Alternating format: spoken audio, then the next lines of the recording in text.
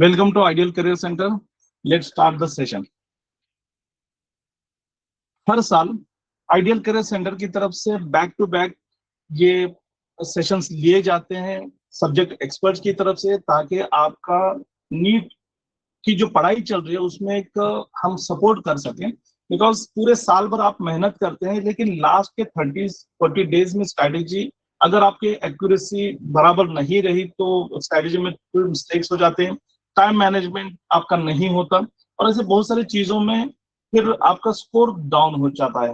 और भी बहुत सारे आप जो लोग रिपीटर्स हैं उन्होंने नीट का एक बार पेपर दिया है या 2 बार दिया है, बट जो फ्रेशर्स हैं वो पहली बार नीट का पेपर देने जा रहे हैं, तो वो एक्सपीरियंस तो उन्होंने अभी तक लिया नहीं है। और उस वक्त की जो एक प्रेशर जो होता है आपके ऊपर, जो प्रेशर बिल्टअप होता है, या फिर अभी जो पढ़ाई आप कर रहे हैं, हो सकता है कि आपने जो पढ़ा है वो आपको ध्यान में नहीं आ रहा है, या जो प्रिपरेशन आपने किया है वो अभी याद नहीं आ रही। तो इसके बहुत सारे शॉर्ट फॉर्मूलेज होते हैं, टेक्निक्स होते हैं, और वो आपको कौन बताएगा? तो सब्जेक्ट के एक्सपर्ट्स बताएंगे। तो सबसे पहले तो मैं आपको एक बात बता दूं कि 9 बजे का सेशन 9-10 बजे शुरू किसी भी हाल में होना ही चाहिए, तो मैं अभी आपसे ज्यादा टाइम नहीं लूंगा। विद इन 1 मिनट में मैं सेशन को स्टार्ट करने जा रहा हूँ। आज हमारे साथ जो आज का सब्जेक्ट जो रहेगा वो केमिस्ट्री का रहेगा। प्रोफेसर अशफाक खान सर जो ग्रीनोड एजुकेटर है, एकेडमिक मेंटोर है, करियर स्ट्रेटेजिस्ट है, और अभी तक ऑलमोस्ट 10,000 प्लस स्टूडेंट्स को उन्होंने गाइड किया है। और हम सब आइडियल करियर सेंटर के डायरेक्टर भी हैं, और MSc chemistry chemistry obviously chemistry के एक्सपर्ट है। केमिस्ट्री सब्जेक्ट में उन्होंने एमएससी की है, फिर बीएड एमएड है, नेट से डीएसएम सब कुछ उन्होंने किया हुआ है। और सर आइंस्टाइन एकेडमी के फाउंडर मैनेजिंग डायरेक्टर हैं।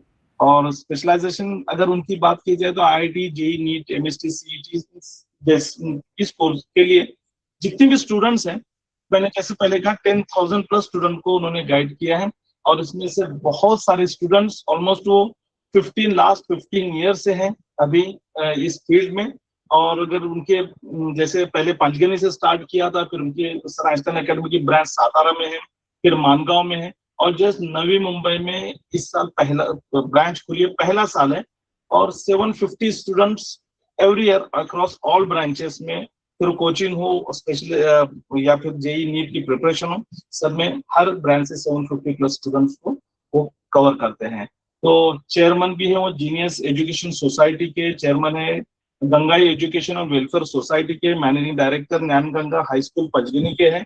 और अवार्डेड जो अगर पर्सन कहेंगे कि वोकेशनल एक्सीलेंस 24-25 का जो रोटरी क्लब ऑफ पंचगिनी का अवार्ड है वो भी उन्हें मिला है। तो ये इसमें अगर मैं उनका इंट्रोडक्शन करने चाहूँ तो पूरा 1 घंटा होगा, लेकिन आपको इंटरेस्ट है कि उनके केमिस्ट्री के स्ट्रेटेजी में, और उसके लिए मैं अशफाक खान सर आपको आइडियल करियर सेंटर की तरफ से मैं आपका शहर से स्वागत करता हूँ, आपका इस्तकबाल करता हूँ।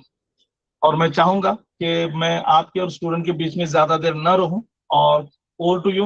उम्मीद है सारे स्टूडेंट्स को, जैसे अशफाक खान सर ने कहा है, कि पेन, पेंसिल और पेपर ये आपके पास होना जरूरी है। चैट बॉक्स अभी क्लोज रखेंगे, जिस वक्त सर का सेशन होगा तो उसके बाद में आपके डाउट्स जो रहेंगे आप पूछ सकते हैं चैट बॉक्स में। अभी फिलहाल चैट बॉक्स को हम क्लोज रखते हैं ताकि पूरी तरह से कंसंट्रेशन आपका सर के सेशन पर हो। तो sir thank you welcome. So much sir. Thank you so much sir. As we all know कि हमारे पास आज से 33 डेज बचे हैं। यहाँ वहाँ की बात ना करते हुए डायरेक्टली हम सब्जेक्ट के अंदर आगे बढ़ते हैं। बेसिकली हमारे प्रिपरेशन के केमिस्ट्री के स्ट्रेटेजी की हम बात करें तो अभी एनसीईआरटी बेस्ड हमारी प्रिपरेशन होनी चाहिए। इसको लेकर हम काफी सालों से सुन रहे हैं। मैं मुद्दे की बात करूंगा कि हमने फिजिकल के ऊपर न्यूमेरिकल की प्रैक्टिस करनी चाहिए, ऑर्गेनिक के ऊपर मैकेनिज्म ओरिएंटेड रिएक्शन की प्रैक्टिस करनी चाहिए, और मोस्ट इजीएस्ट इनऑर्गेनिक के ऊपर हमने एनसीईआरटी के ओरिएंटेड और एक्सेप्शन के ओरिएंटेड जो है वो काम करना चाहिए। अभी तक भी अगर हम प्रिपरेशन की बात करें तो हमको तो पता है कि हम जब भी कोई मॉक टेस्ट अटेम्प्ट करते हैं तो फाइनली हम शुरू करते हैं इनऑर्गेनिक से, then we switch on organic, then we go on physical, and still we face lot many troublesome situation on solving numerical type of questions because they take more time and उनको हम लोग जो है ज्यादा effectively deal नहीं करा पाते। तो ऐसे हालातों में फॉर्मूला के ऊपर अपनी कमांड बहुत क्लियरली होनी जरूरी है। बेसिकली बचे हुए समय के लिए स्ट्रैटेजिक अप्रोच कैसा होना चाहिए, तो overall whether it is chemistry और अदर सब्जेक्ट्स, हमारे हर दिन का, हर सब्जेक्ट के प्रिपरेशन का समय जो है वो फिक्स चाहिए। देखिए, आज जो बच्चे प्रिपरेशन करते हुए हम देख रहे हैं कि अगर आज मॉक टेस्ट हुई तो कल जब वो प्रिपरेशन कर रहे हैं तो जो आज वाले मॉक टेस्ट में डिफिकल्ट पेपर गया है उसकी प्रिपरेशन वो ज्यादा नेक्स्ट डे करते हुए दिखते हैं, और उसका इंपैक्ट ये होता है कि नेक्स्ट डे के मॉक टेस्ट के अंदर किसी और दूसरे सब्जेक्ट का स्कोर रिलेटिवली डाउन हो रहा है।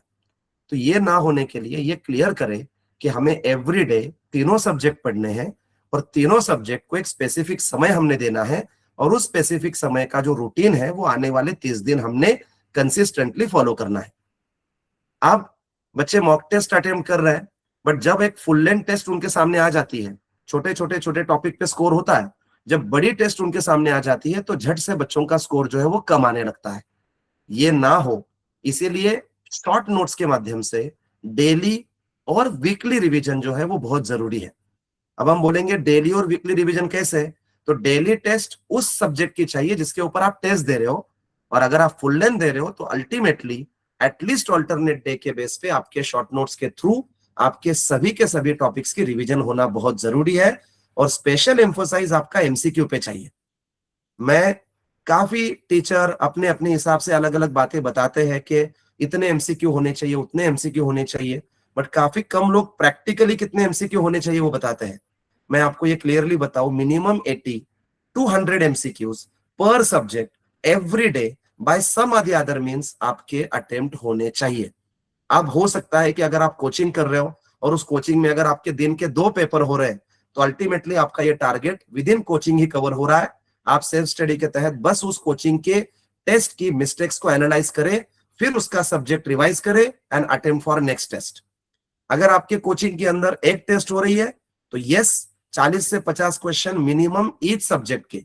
मैं ईच सब्जेक्ट का मतलब फिजिक्स, केमिस्ट्री, बॉटनी और जूलॉजी बता रहा हूं, कृपया करके इसको क्लियर करें। अगर मैं फिजिक्स और केमिस्ट्री के 100 क्वेश्चन लगाता हूं तो मुझे बॉटनी और जूलॉजी के मिला के 100 क्वेश्चन जो है वो वर्कआउट कराने हैं, ना कि बायोलॉजी के मिला के 50 करने हैं। अब जो बच्चे सेल्फ स्टडी कर रहे हैं, टॉपिक वाइज टेस्ट या फिर फुल लेंथ टेस्ट के लिए कोचिंग को अपीयर नहीं हो रहे, वो इंश्योर करें कि घर पे आपका पेपर फॉलोड बाय आपके बचे हुए क्वेश्चंस का जो बैकलॉग है वो जो पूरी तरह से जो है वो कवर हो। और जब आप पेपर देते हो तब ये इंश्योर करें कि अगर आपका कोई क्वेश्चन रॉन्ग गया है तो उसको एनालाइज करें, उसे सीखे, और ये इंश्योर करें कि दूसरे दिन उस टाइप के क्वेश्चन में कहीं पर भी वो फिर से गलत ना जाए। इतने हद तक उसे हमने जो है वो बिल्कुल इजीली जो है वो रिवाइज करना है। अब फिर से घूम फिर के वही बातें आती है कि सर बचे हुए 33 डेज में सर हम फिर से एनसीईआरटी पढ़े या अभी भी हम सिर्फ शॉर्ट नोट से काम करें। तो हम फिर से आपको बता दें कि अभी आपकी एनसीईआरटी की पढ़ाई इस लेवल तक जरूर आ चुकी है कि जहां पे आपने हाईलाइट्स किए हुए हैं, पॉइंट्स मार्कर से, हाईलाइटर से आपने चीजों को अंडरलाइन किए हुए है। अब चूंकि 6 महीने पहले आप जब एनसीईआरटी पढ़ते थे तो आपको एनसीईआरटी का एक एक टॉपिक के लिए 2 घंटे लगते थे या 3 घंटे लगते थे। अब ये समय जरूर आ चुका है कि केमिस्ट्री की अगर हम एनसीईआरटी की बात करें, एटलीस्ट हम 4 में से किसी एक किताब की बात करें, तो वो एनसीईआरटी पढ़ना मुझे नहीं लगता कि 2 घंटे से ज्यादा समय की बात है। If I talk about grade 11 की NCERT, if I talk about chemistry, तो उसके अंदर मुश्किल से टॉपिक का जो नंबर है वो नॉट मोर देन 6 है। अब 6 टॉपिक के अंदर हमने जो हाईलाइट किए हुए पॉइंट्स है, हमने जो बोल्ड किए हुए पॉइंट्स है, हमने जो इंपॉर्टेंट मार्किंग किए हुए पॉइंट्स है, बस उसको हमने अभी जो है वो रिवाइज करना है। लाइन बाय लाइन जाने का मतलब यह है कि आपने हाईलाइट किए हुए लाइन बाय लाइन, इसका मीनिंग आखिरी 30 दिनों में हमने ये लेना है। स्पेशली हमारे सब्जेक्ट में फिजिकल के फॉर्मूले, ऑर्गेनिक के रिएक्शंस और इनऑर्गेनिक के की पॉइंट्स के ऊपर हमको ध्यान देना। अब ये पढ़ते वक्त सिर्फ पढ़े नहीं, क्वेश्चन सॉल्व करे, लिखे, और जो भी कॉन्सेप्ट आपको डिफिकल्ट जा रहा है उस कॉन्सेप्ट को खुद को एक्सप्लेन करने की जो है वो कोशिश करे। This is the best method of active learning we can say, that can help you out to clear out your concepts more effectively. I hope मेरा पेस बहुत ज्यादा स्पीड में नहीं जा रहा है, टाइम हमारे पास कम है तो हमको थोड़ा सा क्विकली जाना जरूरी है ताकि सबको सारे कंटेंट जो है वो कवर हो जाए। अब इफेक्टिव स्टडी टेक्निक के तहत हमको पहली बात ध्यान में रखनी है कि पीवाईक्यू के ऊपर जो है वो मजबूत फोकस करे। Never ever ignore PYQ at any stake. PYQ के लिए आपके पास जो भी स्टडी मटेरियल है उसको आप फोकस कर सकते हैं, या फिर जो पिछले 5 साल में आए हुए जो एग्जाम्स हैं उसके हार्ड कॉपीज, फिर वो हिंदी और इंग्लिश दोनों वर्जन लेके एक साथ में जो है वो लाइन बाय लाइन आप जो है लर्न कर सकते हैं। भले आपने वो पीवाईक्यू स्कैटर्ड तरीके से अलग अलग किताबों में सीखे होंगे, स्टिल आई वुड रिकमेंड कि आप 2020 से लेकर 2025 तक के 6 पेपर जो है वो पेपर हिंदी इंग्लिश के एज इट इज वर्जन को निकाले और उसको लाइन बाय लाइन एनालाइज करके समझ कर ले, ताकि उससे बेहतर एग्जाम पैटर्न आपको कहीं पर भी कोई भी किताब जो है वो एक्सप्लेन नहीं कर सकती। आज एक एग्जाम पैटर्न समझने के लिए हमको 4 जगह पे जाने की जरूरत नहीं है।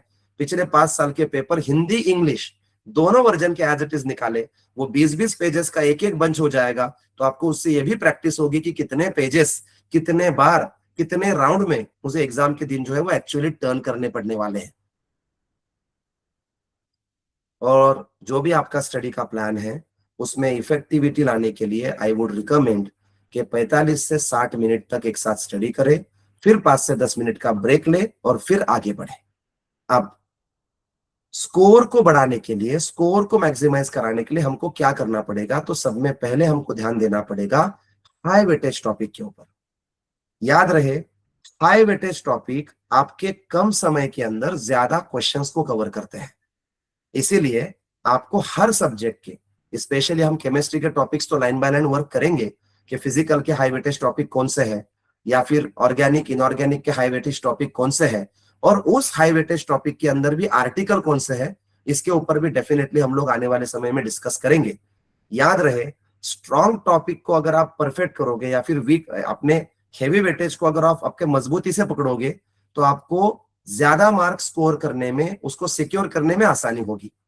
और बहुत इंपॉर्टेंट, स्कोर मैक्सिमाइज करने में की बात, according to the chemical kinetics, the slowest moving step decides the rate of overall reaction. तो हमारे जो वीक एरियाज है, अब मैं अगर ओवरऑल नीट की बात करूं तो आज हम सबका वीक एरिया फिजिक्स रहता है। अगर हमें केमिस्ट्री की बात करूं तो हम सबका वीक एरिया फिजिकल केमिस्ट्री रहता है। तो उसे बिल्कुल भी इग्नोर ना करें, उसके बेसिक्स, उसके फॉर्मूले, उसकी प्रैक्टिस सिलेक्टिव क्वेश्चन से लेकर जो है वो अच्छी तरह से वर्कआउट करें। अब पेपर के वक्त स्कोर मैक्सिमाइज करने के लिए फर्स्ट थिंग है कि इजी क्वेश्चंस को पहले अटेम्प्ट करें। ऑफ कोर्स वो आपका टाइम बचाएंगे। दूसरी बात, सिली मिस्टेक्स को टाले, और वो सिली मिस्टेक्स को टालने के लिए क्वेश्चंस को केयरफुली रीड करें। हमारे अच्छे प्रिपेयर्ड हुए बच्चों का नुकसान होने वाला एरिया अगर कुछ है तो उसे हम कहते हैं सिली मिस्टेक।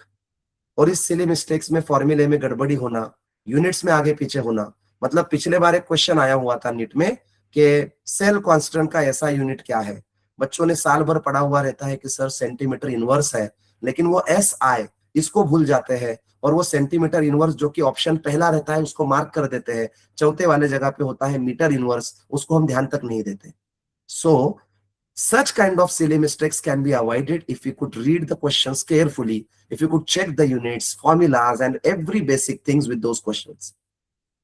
और मॉक टेस्ट की जो अहमियत है बेशक अभी वो छुपी नहीं है, आप सब उस ऑलरेडी फेज में आ चुके हो। बस उसे मजबूती के साथ जो है पकड़े रहे, एंश्योर करें अभी के 30 दिनों में मिनिमम 60 टेस्ट आपके प्रैक्टिस होने चाहिए।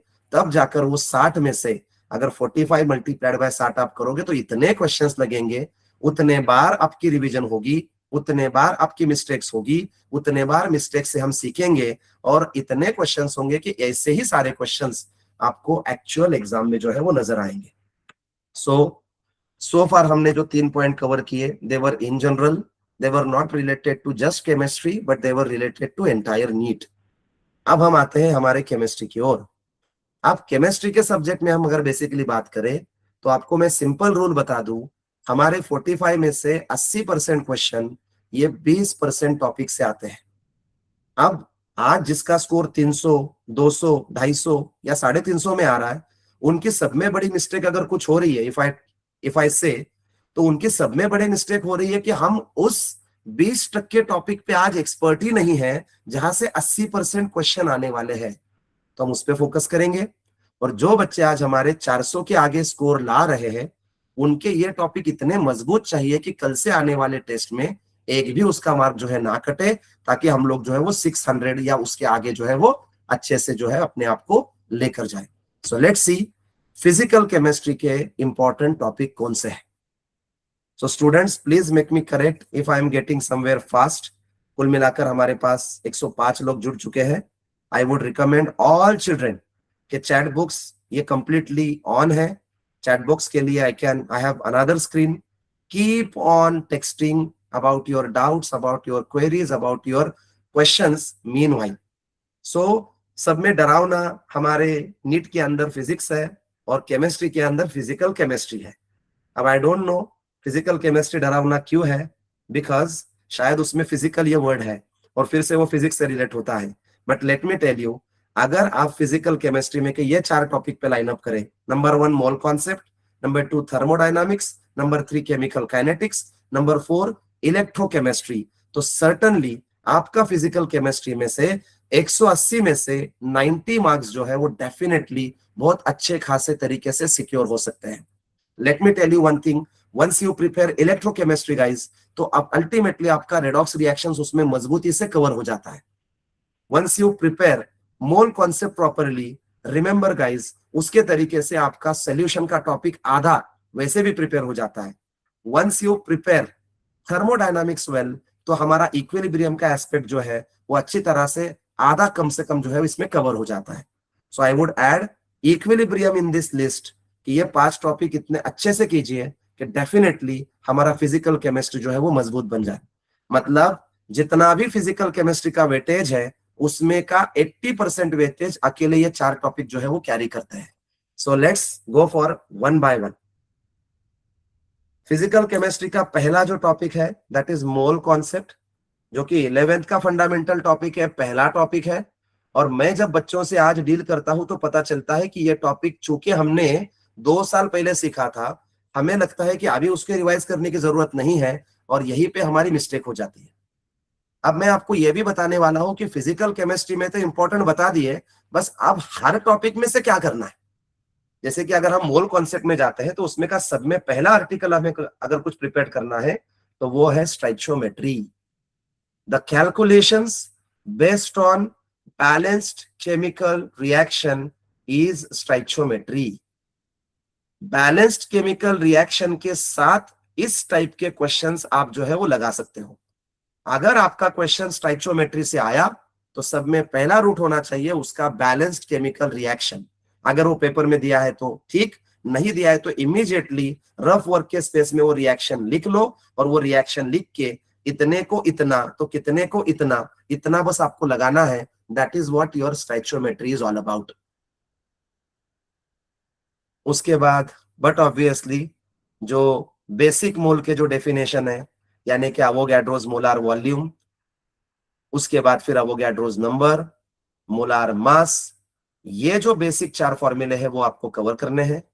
उसके बाद आता है concept of empirical formula, molecular formula, और इसी में आता है इंपॉर्टेंट थिंग जिसको हम कहते हैं फाइंडिंग परसेंटेज प्योरिटी। और last but not least concentration terms. आप सबको पता है कॉन्सेंट्रेशन टर्म्स, जो कि मेन फोकस वहां पे रखना है आपने मोलैरिटी, मोलैलिटी और नॉर्मेलिटी पे। बस इतना आपने कर लिया तो आपका मोल कॉन्सेप्ट और उसके क्वेश्चंस आपके कवर हो गए। अब ये पावर पॉइंट प्रेजेंटेशन में मैंने क्या किया है, बेसिकली इस टॉपिक से रिलेटेड 2025 या 24 में जो इंपॉर्टेंट क्वेश्चन आए, I couldn't take all questions together because हमारे पास टाइम काफी कंसाइज है, तो मैंने मोल कॉन्सेप्ट से जुड़े हुए 2024-25 में के कुछ स्पेसिफिक क्वेश्चंस यहाँ पे हाईलाइट किए हैं। You can check this question. अब मेरे पास जुड़े हुए 106 बच्चे हैं, आपके पास पेन है, आपके पास पेपर है, आपके पास शॉर्ट नोट्स है, आपके पास किताबें आजू बाजू पड़ी है। मैं इंपॉर्टेंट टॉपिक्स के, इंपॉर्टेंट आर्टिकल के कम से कम इस सेशन में 30+ क्वेश्चंस जो है वो आपसे करवाने वाला हूं। So it is going to be a 2-वे session. So I don't want you to just stay idle, I don't want you to stay just one sided. तो आपके सामने ये समय है, मोल कॉन्सेप्ट का ये क्वेश्चन 2025 के एग्जाम में आया हुआ है और मैं चाहता हूं कि इस क्वेश्चन को आप क्विकली अटेम्प्ट करके आपका आंसर चैट बॉक्स में बताएं। So let us take a time of 45 seconds for it. 20 gram magnesium carbonate का सैंपल है, डिकम्पोज किया गया है। डिकम्पोज करने पे कार्बन डाइऑक्साइड और मैग्नीशियम ऑक्साइड बना है। क्या परसेंटेज प्यूरिटी होगी मैग्नीशियम कार्बोनेट की इस सैंपल में? स्टाइचोमेट्री का क्वेश्चन है, फर्स्ट अटेम्प्ट होगा, आपको इसकी रिएक्शन लिखनी होगी। मैग्नीशियम कार्बोनेट का फॉर्मूला है MgCO3, इसको डिकम्पोज करने से बनेगा MgO + CO2। स्टाइचोमेट्री के मुताबिक MgCO3 इसका मोलार मास हम देखेंगे, Mg का मोलार मास 24 है, कार्बन का 12 है, ऑक्सीजन का 16 है, जो कि 3 बार आ चुका है। 48 + 12 60, 60 70 80, 84 ग्राम। अब यहाँ पे क्वेश्चन पूछा गया है MgO के बारे में। Mg का मास है 24, ऑक्सीजन का मास है 16, कुल मिलाकर हो गया 40। 84 gives you 40, so 20 should gives you how much? Yes, अभी तक किसी का आंसर नहीं आया, please send your answer. 20 should gives you x. Make the cross multiplication. X is equal to 800 upon 84. Perfect. I really appreciate students. जबरदस्त, 84%. Go ahead. Theory questions कुछ इस प्रकार से आते हैं, आसान 30 सेकंड वाला क्वेश्चन। अवोगैड्रो नंबर अगर 6.022 इंटू 10⁻23 से 6.022 इंटू 10⁻20 को चेंज किया जाए तो उससे क्या चेंज होगा? इससे बेसिक डेफिनेशन चेंज होगी of mass in units of gram. इससे चेंज होगा mass of 1 mole of carbon. इससे चेंज होगा ratio of chemical species to each other in a balanced equation. इससे चेंज होगा the ratio of elements to each other in a compound. Yes Umema, the mass of 1 mole of carbon change होगा। क्या बात है, बहुत अच्छे। I really appreciate your quick sense. Let's go ahead. Next topic, I can say this is the big boss of physical chemistry. मतलब बच्चे chemistry में physical को डरते हैं और फिजिकल में थर्मो को सबसे ज्यादा डरते हैं, बट उसको डरने जैसा काम नहीं है। बस इतने आर्टिकल कर लो, heat and work QW, relation between del H and del U, उसके 2-3 रिलेशन है, isothermal work, adiabatic work, entropy and again gives free energy, heat of combustion, heat of formation, heat of neutralization, and then enthalpy of solution. अब आते हैं इस topic के question की ओर। Question आपके सामने है बच्चों। We are just going to take only 2 questions of each topic so that you can revise the entire subject within next 50 minutes. 1 mole of a non-ideal gas undergoes a change of state. Pressure 2 से 4 हुआ, volume 3 से 5 हुआ, temperature 95 से 245 हुआ, with change in internal energy delta U is equal to 30 litre atmosphere. तो enthalpy का change इसके अंदर क्या होगा? एकदम सिंपल चीज है, एकदम आसान चीज है। Let's see. Chat box is so silent, please let the chat box be in happening. Yusha, Iram, Iqra, appreciated, well done. जिन लोगों ने इसका जवाब दिया है, Milind, Suninda, Rizwana, Aashna, appreciated, well done. The answer is option 3rd. The easiest question ever that was asked in 2024. Come on, answer for next question. According to the law of perfect crystals, entropy is 0 at absolute 0 temperature. Thermodynamics. ये type का question, ऐसे question NEET में आपको 10 second से ज्यादा का समय नहीं लेना चाहिए। 10 सेकंड से ज्यादा समय का नहीं लेना चाहिए। यस, आप सबने बताया है, this is 3rd law of thermodynamics. अब मैं बच्चों को ये बताना चाहूंगा, जब ऐसे क्वेश्चन आते हैं ना तो उसमें कंफ्यूजन होता है। वो कंफ्यूजन क्या है पता है? 3rd लॉ का जो क्वेश्चन होता है ना, वो 1st वाले ऑप्शन में दिया जाता है। 1st लॉ का जो क्वेश्चन होता है वो 3rd वाले ऑप्शन पे दिया जाता है। बच्चों को पता होता है ये 3rd लॉ है, लेकिन वो ऑप्शन होता है 1st। हमारे नीट में ABCD नहीं है, हमारे नीट में 1 2 3 4 है। तो we have to be ensured, silly mistake यहाँ पे ना हो। थियरी बच्चों की क्लियर है, बट इसमें ये क्लियर ना हो कि थर्ड लॉ वाला कॉन्सेप्ट अगर फर्स्ट वाले पे आता है तो वहां पे वो वाला कंसेप्ट जो है वो सही से आपको चैनलाइज करना है. It happens, yes very good Shreya, it happens के आंसर इसका थर्ड लॉ है बट वो पूछा जाता है फर्स्ट वाले ऑप्शन में. So we have to avoid such things कि वहां पे वो मिस्टेक्स जो है हमको अवॉइड करनी है. Anyway, the next is chemical kinetics. Chemical kinetics, I always say to my kids कि 3 टॉपिक आपको एक साथ पढ़ने होते हैं. सब में पहला टॉपिक केमिकल और फिजिकल इक्विलिब्रियम वाला, उसके बाद है थर्मोडायनामिक्स वाला, और उसके बाद है केमिकल काइनेटिक्स वाला. जिसके ये तीनों टॉपिक क्लियर है, 50% फिजिकल केमिस्ट्री उसकी वैसी भी क्लियर है. इक्विलिब्रियम, उसके बाद थर्मोडायनामिक्स, उसके बाद chemical kinetics. So important articles are order के बारे में का concept, questions based on zero order, first order, numericals और अरेनियस का क्वेश्चन. मैं आपको बता दूं, इसमें पहले 3 आर्टिकल हमारे बच्चे सही से कर लेते हैं. When it comes to Arrhenius equation बच्चों की विकेट जाती है. तो प्लीज बच्चों से गुजारिश है, note this thing, Arrhenius equation बहुत ही जबरदस्त तरीके से प्रिपेयर करें. ग्राफ बेस्ड क्वेश्चन और वो K1 K2 T1 T2 वाला क्वेश्चन बहुत सही से करें. मेरी आपसे गुजारिश है कि इसको बहुत सही से समझे. केमिकल काइनेटिक्स वाला ये जो क्वेश्चन है, ये क्वेश्चन 10 सेकंड का है. यू हैव टू आइडेंटिफाई कि मेरे जो 45 क्वेश्चन आने वाले हैं केमिस्ट्री में के, उसमें के 15 क्वेश्चन जो है वो 10 सेकंड वाले क्वेश्चन है. I should not take more than 10 second for that.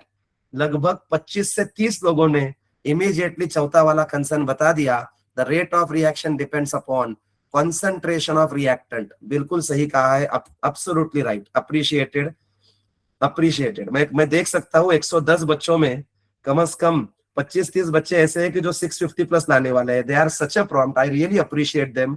I really appreciate their hard work. Yes, chemical kinetics का अगला क्वेश्चन 2025 का.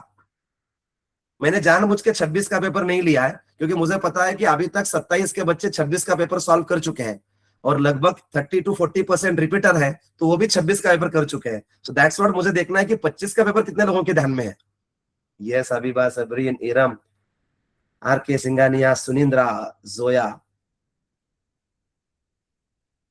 एवी, साइमा, अरफिया, वाइज, इशरत, इसरा. The answer is question number 3. पहली बात तो जब आपको रेट निकालना होता है तो वो डेफिनेटली स्लोवेस्ट मूविंग स्टेप से निकालना होगा. Is it? क्या दिया है आपको? एक हाइपोथेटिकल रिएक्शन है जिसका आपको मैकेनिज्म दिया है. आपको पता है कि जब मैकेनिज्म होगा तो इसको हम डिवाइड करते हैं अलग अलग स्टेप में, और rate of reaction, overall rate of reaction, ये स्लोवेस्ट मूविंग स्टेप से आपको जो है वो निकाला जाता है. और स्लोवेस्ट मूविंग स्टेप में अगर आप देखोगे तो वहां पे 2 रिएक्टेंट है. तो इसका आंसर काफी लोगों ने मुझे 1.5 बताया हुआ है. I am not getting why it is 1.5. I am not getting why it is 1.5. Like, what is the logic behind it? Yes, anybody please? What is the answer to the question displayed on the screen that belongs to chemical kinetics, that is based on the rate of reaction? यहाँ पे 3 step की reaction है. Second option Shabana Punekar, second option. Okay, come on speak up. A2 power, overall order 0.5 and 1. Overall order 0.5 and 1. Why? Second option. See if he's saying option second. Slowest step determine the order. बिल्कुल सही है बेटा. Slowest step अगर order determine कर रही है तो slowest step के अंदर reactant के molecule कितने हैं? Are they 1.5 or they are 2?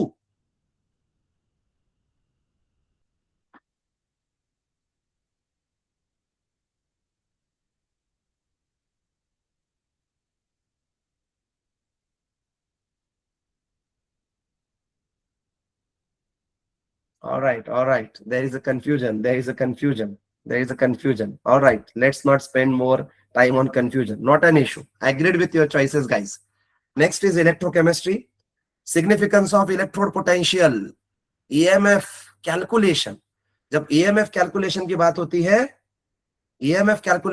होती है, तो मोस्ट इंपॉर्टेंट इक्वेशन हमने याद रखना है. Most equation important. मैं आपको बता दूं, मेरे पास जो समय दिया गया है वो रात के 10 बजे तक का दिया गया है. और चूंकि 10 मिनट सेशन लेट हुआ है तो I can extend it up to 10 only.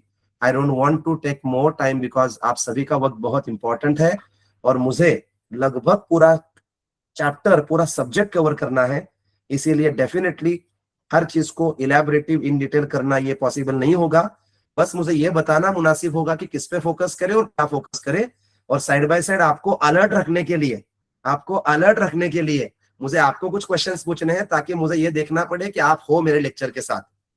सो बताइए मुझे, जब ईएमएफ कैलकुलेशन की बात आती है तो कौन सा इक्वेशन, ईएमएफ कैलकुलेशन की बात आती है तो कौन सा इक्वेशन हमने जो है वो लाइन अप करना है?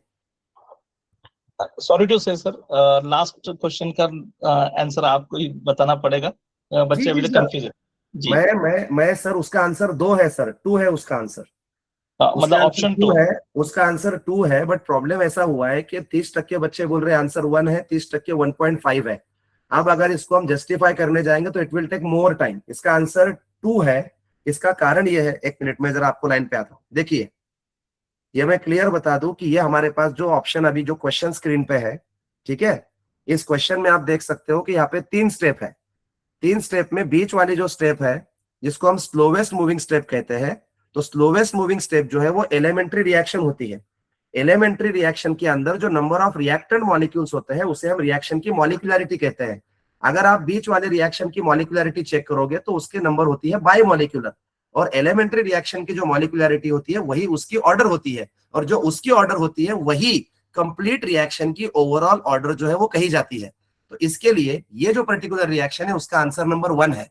वेरेवर आई सी कि बच्चों में कंफ्यूजन है, डेफिनेटली उसका इलैबोरेट अगर हम करते बैठेंगे तो आज 30% ही सेशन जो है वो कवर हो पाएगा। So by looking into the time of session थोड़ा सा मुझे जो है उसको आगे बढ़ते हुए स्किप करना पड़ेगा, बट स्टिल जहां पे बहुत कंफ्यूजन होता है I would definitely love to clear out the things in a highlighted manner.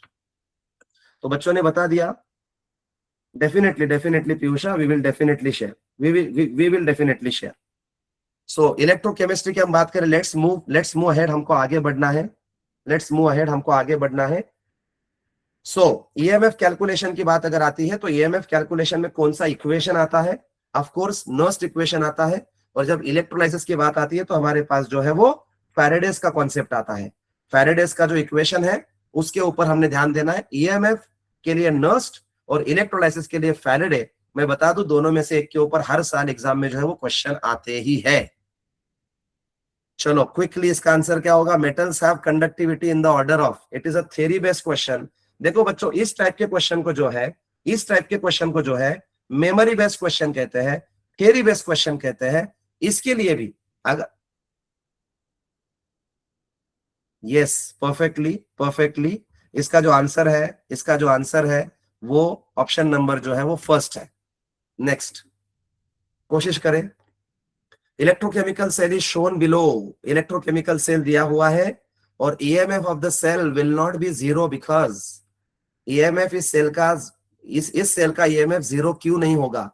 EMF depends on molarities of acids used, pH of 0.1 molar HCl and 0.1 molar CH3COOH is not same, the temperature is constant and the acid used in 2 compartments are different। सब में पहले जब इस प्रकार के question आते हैं ना बच्चों, तो सब में बेसलेस जो ऑप्शन है वो आपको एलिमिनेट करने को आना चाहिए। Could you please tell me कि ये जो पूरा 4 ऑप्शंस है, यस सही आंसर आपने दे दिया है, आई रियली अप्रिशिएट, सही आंसर आपने दे दिया है, आई रियली अप्रिशिएट। मुझे ये बताइए कि इस चारों में मोस्ट बेसलेस ऑप्शन क्या होना चाहिए?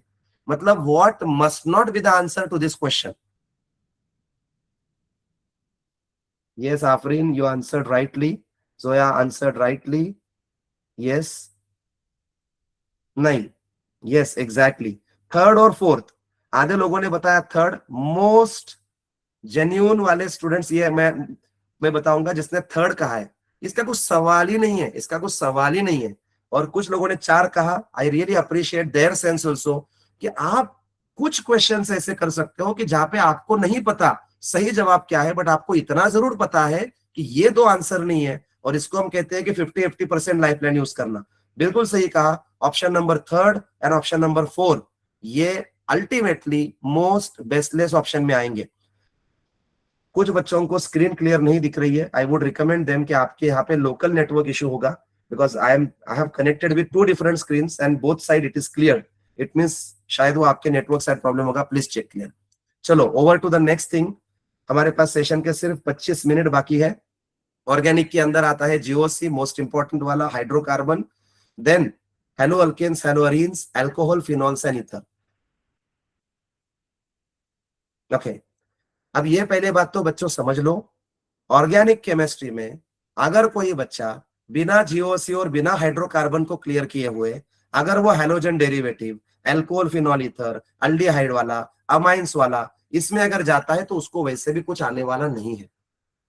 पहले ये क्लियर करे, अगर हमें ऑर्गेनिक केमिस्ट्री में एक्सपर्टी लानी है तो 50% ऑर्गेनिक केमिस्ट्री ये जीओसी और हाइड्रोकार्बन से रिलेट होती है। Let me make you clear, अगर आप थर्मोडायनामिक्स का कोई भी टॉपिक पढ़ो तो उसमें हर टॉपिक की एक अपनी अलग इंडिपेंडेंट एग्जिस्टेंस है, यानी कि थर्मोडायनामिक्स के अंदर के जितने भी फंडामेंटल्स है उनका और सॉल्यूशन का कुछ लेना देना नहीं है, या फिर केमिकल काइनेटिक्स के जितने भी कॉन्सेप्ट है उसका और इलेक्ट्रोकेमिस्ट्री का कुछ लेना देना नहीं है। So if you want to study any of the topic in physical chemistry independently you can. इसका मतलब यह है कि बाबा मुझे थर्मोडायनामिक्स के अंदर system, surrounding, function, properties and processes and enthalpy and entropy and गिव्स एनर्जी, इतना सीखा, I am done with the topic. I need not to have the concept of other topics cleared for learning thermo, but organic में ऐसा नहीं है। Organic में 50% आपको आपका समय जीओसी और हाइड्रोकार्बन में ही देना है, तभी आप बचे हुए नीचे के 4 टॉपिक जो है वो लाइन अप कर सकते हो। इसीलिए जो बच्चे आज ऑर्गेनिक में जा रहे हैं उनको मैं 2 सलाह दूंगा। सलाह नंबर 1, जीओसी और हाइड्रोकार्बन पे आज भी जोर दें। सलाह नंबर 2, हम ये इंश्योर करें कि ऑर्गेनिक के मेजॉरिटी क्वेश्चंस एलिमिनेशन मेथड से सॉल्व होने वाले हैं।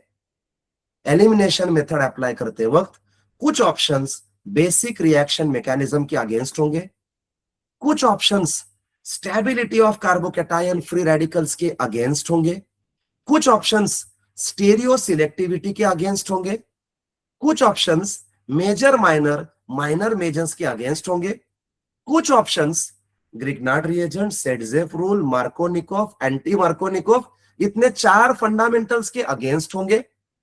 तो आप जब एलिमिनेशन से आगे आगे आगे आगे आप जाओगे, सर्टनली आपका जो है वो अच्छा अटेम्प्ट जो है यहाँ पे साबित होगा। So I am very clear, organic के बारे में ऊपर के 2 टॉपिक को इग्नोर ना करें, और दूसरी बात एलिमिनेशन मेथड से अपने आप को जो है वो आगे बढ़ाएं। मेक श्योर जो टॉपिक या फिर जो क्वेश्चन आपका ऑर्गेनिक में टाइम ले रहा है, क्योंकि ऑर्गेनिक में कभी कभी ऐसा होने वाला है पेपर में कि अगर आप पेपर के 2 हिस्से देखोगे, एक साइड हिंदी वर्जन एक साइड इंग्लिश वर्जन, तो ऐसा पेपर में होने वाला है कि आपके इंग्लिश वर्जन वाला आधा पेपर सिर्फ ऑर्गेनिक का क्वेश्चन कवर करे। तो उसको पढ़ते बैठने में अगर आपका टाइम जाने वाला है तो एक बात बच्चों हमेशा याद रखो, एग्जाम को ईगो पे मत लो। Never ever take exams on your ego. मैं हमेशा ये बात बच्चों को बोलता हूं कि हमें सभी क्वेश्चन सॉल्व करने हैं, बट पहला क्वेश्चन पहला सॉल्व नहीं करना है। मेक श्योर अगर आपको उस क्वेश्चन को पढ़ते हुए सोचना पड़े तो वो क्वेश्चन हमारे पहले सॉल्व करने का नहीं है। Skip it and go ahead, skip it and go ahead.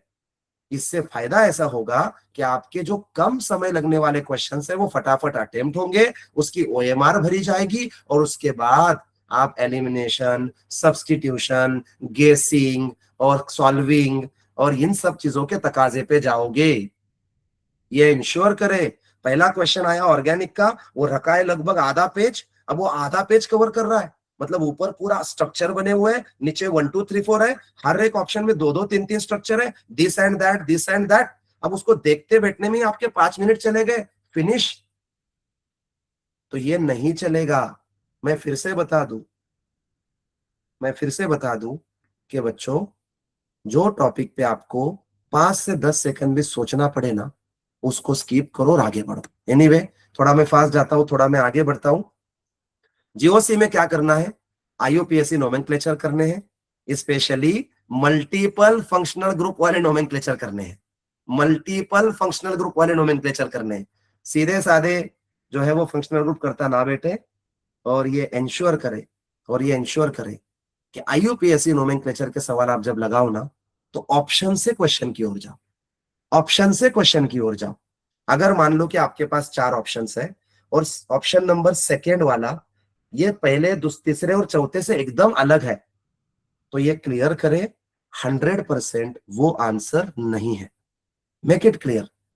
उसके बाद फिर आप जब जाओगे तो आपको मालूम है कि लास्ट के लिखा है फर्स्ट, थर्ड और फोर्थ में डेकेन डेकेन डेकेन, तो ऑलरेडी दे हैव टोल्ड कि बाबा हमारा जो ऊपर का IUPAC कंपाउंड है उसका लॉन्गेस्ट पैरेंट जो है वो डेकेन है। आप अपना उसके अंदर एक्स्ट्रा दिमाग मत लगाओ। अब आपके पास सिर्फ इतना ही काम बचता है कि जब एक से ज्यादा फंक्शनल ग्रुप है तो उसके अल्फाबेटिकल ऑर्डर के मुताबिक कौन सा वाला फंक्शनल ग्रुप लोवेस्ट नंबर पे जाएगा और कौन सा वाला फंक्शनल ग्रुप पहले लिखा जाएगा। लोवेस्ट वाला ये हमेशा अल्फाबेटिकली पहला नहीं आता। ये कॉन्सेप्ट आपका क्लियर हुआ तो यकीन मानिए 2 क्वेश्चन 8 मार्क आपके यहीं पे फिक्स हो गए। हमारे आइसोमेरिज्म पे विशेष ध्यान दे, ज्योमेट्रिकल और ऑप्टिकल आइसोमेरिज्म, उसी के अलावा बाकी के सारे आइसोमेरिज्म जितने भी है इंश्योर करे कि इसके ऊपर मैच द पेयर के क्वेश्चंस बार बार आए हुए हैं। आइसोमेरिज्म के ऊपर मैच द पेयर के क्वेश्चंस बार बार आए हुए हैं। चेन है, पोजीशन है, फंक्शनल है, टॉटोमर है, और उसके बाद अपना ज्योमेट्रिकल और ऑप्टिकल है। Not with just GOC but with coordination compounds as well. Resonance hyperconjugation और stability of carbocation, carbanion and free radical is very important. Which carbocation is most stable? Please type your answer immediately.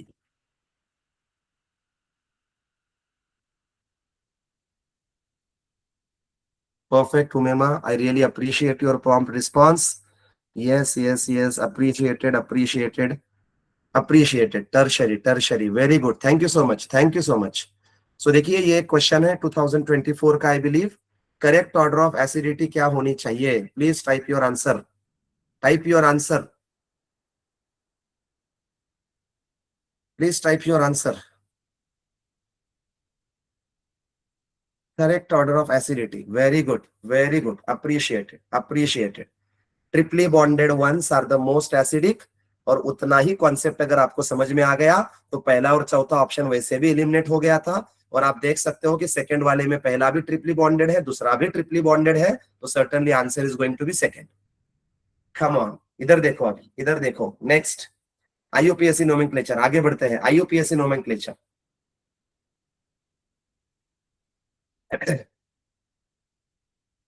बताओ बताओ, जल्दी बताओ। Yes please. Okay, now अभी मेरे पास ये question में कुछ लोगों ने आंसर 1 कहा, कुछ लोगों ने 3 कहा, कुछ लोगों ने 4 कहा।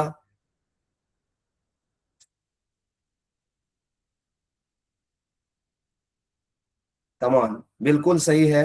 जिन जिन लोगों ने आंसर नंबर 1 कहा वो सभी बच्चे डिजर्व स्पेशल अप्रिशिएशन। ओके, और जो लोग आंसर 3 कह रहे हैं, मैं उन बच्चों के लिए बता दूं कि हमारे ऑर्गेनिक केमिस्ट्री में 2 फंक्शनल ग्रुप ऐसे हैं जिनके लिए नंबर नहीं लगता, उनका नंबर हमेशा फर्स्ट ही है, और वो है अल्डिहाइड और वो है कार्बोक्सिलिक एसिड। ये 2 फंक्शनल ग्रुप के लिए कभी भी नंबर नहीं लगता। जिन लोगों ने हमें थर्ड वाला ऑप्शन कहा उन लोगों ने अल को यानी कि अल्डिहाइड को भी नंबर दिया है, that is wrong. Make sure aldehyde का और कार्बोक्सिलिक एसिड का आप जब भी नाम लिखते हो तो कहीं पर भी वहां पे नंबर नहीं लगता है। We should not use number as far as aldehyde and carboxylic acid is concern. Okay, next topic है hydrocarbon. Mechanism of free radical reaction जो है, जहाँ पे पॉली हैलोजन डेरिवेटिव बनते हैं, उसके ऊपर हमें ध्यान देना है। हैलोजनेशन वाला कॉन्सेप्ट, अल्कीन अल्काइन में मार्कोनिकोव एंटी मार्कोनिकोव है, और mechanism of electrophilic substitutions, addition reactions है। नाइट्रेशन हैलोजनेशन पे विशेष ध्यान देना है, और most important EWG electron withdrawing group और EDG इलेक्ट्रॉन डोनेटिंग ग्रुप। इसका फंडा जो है अगर आपको समझ में आया ना, तो ये नाइट्रेशन, हैलोजनेशन, सल्फोनेशन, वो alkylation, acylation, major, minor, ortho, para, meta directing, बिल्कुल विजय, बिल्कुल डिफिकल्ट नहीं है बेटा, एक बार थोड़ा सा उसको समय दो, बिल्कुल डिफिकल्ट नहीं है। एक बात समझ लो, हमारे नीट में फिजिक्स के मुकाबले केमिस्ट्री बहुत आसान है, और इसीलिए जिसको अच्छे और गवर्नमेंट कॉलेज एमबीबीएस की तलाश है, उसने 45 के 45 क्वेश्चन लगाने हैं, उसके अंदर एक भी परसेंट हमने जो है वो कटौती नहीं करनी है। मैं कुछ लोग पीपीटी की बात कर रहे हैं, इट इज रियली कंसिडरेबल कि हर एक चीज लिखना पॉसिबल नहीं है। इनफैक्ट हमारे पास समय भी हो रहा है, तो अगर ऑनरेबल इरफान सर अलाउ करे तो डेफिनेटली ये जो पीपीटी है हम लोग ग्रुप के अंदर भी शेयर कर देंगे। सर पीपीटी जरूर शेयर करूंगा, लेकिन थोड़ा सा बोनस टाइम दीजिए। सीरियस सिंसियर स्टूडेंट्स है, आप देख सकते हैं कि आपके रिप्लाई क्वेश्चंस को क्विक रिप्लाई दे रहे हैं सर। चैट्स मेरे 30 मिनट में 1000+ चैट हो गए सर। हाँ आई रियली अप्रिशिएट, जी जी। आई रियली तो अप्रिशिएट। मैं एक काम करता हूँ सर, आज का जो सेशन है उसको 10-20 तक लेता हूँ, फिर I okay would sir, love to thank you increase sir. The time of session till 10:20। Okay, and definitely we will share this PPT in the all groups. Yes, that is really appreciable Thank thing, you, कि जो बच्चों के लिए आसानी हो जाएगी। सो हम and कह thanks रहे for joining थे, us. यस, सो 10:20। सो हाइड्रोकार्बन के अंदर अल्केन, अल्कीन, अल्काइन और एरोमेटिक कंपाउंड्स, ये 4 टॉपिक है। इसके अंदर बेसिकली अल्कीन और अल्काइन के अंदर मार्कोनिकोव, एंटी मार्कोनिकोव, इनके मैकेनिज्म, और नाइट्रेशन, हेलोजनेशन, सल्फोनेशन, ये जो सारा कॉन्सेप्ट है इसको लर्न करते वक्त मेजर प्रोडक्ट, माइनर प्रोडक्ट, इसके ऊपर जो है विशेष ध्यान दे। और एक बात यहाँ पे मेंशन नहीं करी है, that I would like to say from my end, and that is none other than concept of aromaticity. Aromatic compound, anti aromatic compound, non aromatic compound, मैं इसको ऑर्गेनिक केमिस्ट्री का इजीएस्ट कॉन्सेप्ट समझता हूं, आईयूपीएससी से भी इजी। तो उसके ऊपर जो है वो विशेष ध्यान दे। कम ऑन, आते हैं हम लोग एकदम सिंपल क्वेश्चन। 2000 प्रोबेबली 24 या 25 है। कौन सी वाली रिएक्शन आपको बेंजीन नहीं देगी? कौन सी वाली रिएक्शन आपको बेंजीन नहीं देगी? जिसने यहाँ पे 2-4 बच्चों ने गड़बड़ी करी है, 2-4 बच्चों ने गड़बड़ी करी है ऑप्शन नंबर फर्स्ट बोल के। मोस्ट फेमस रिएक्शन बेंजीन बनाने की अगर कोई है तो वो साइक्लाइजेशन ऑफ एसिटिलीन है। फर्स्ट वाला तो आंसर बिल्कुल नहीं चाहिए। Ultimately the answer is going to be 2-4 क्यों बता रहे? Of course, then what is going to be the product on option number B?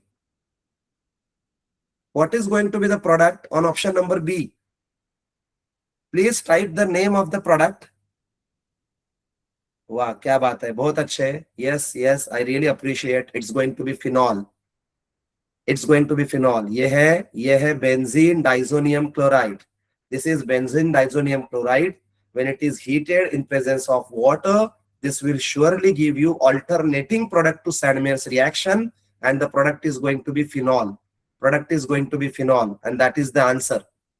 Next, कौन सा वाला कंपाउंड सिस ट्रांस आइसोमर में एग्जिस्ट होगा? यानी कि ज्योमेट्रिकल आइसोमेरिज्म कौन सा एग्जिस्ट करेगा?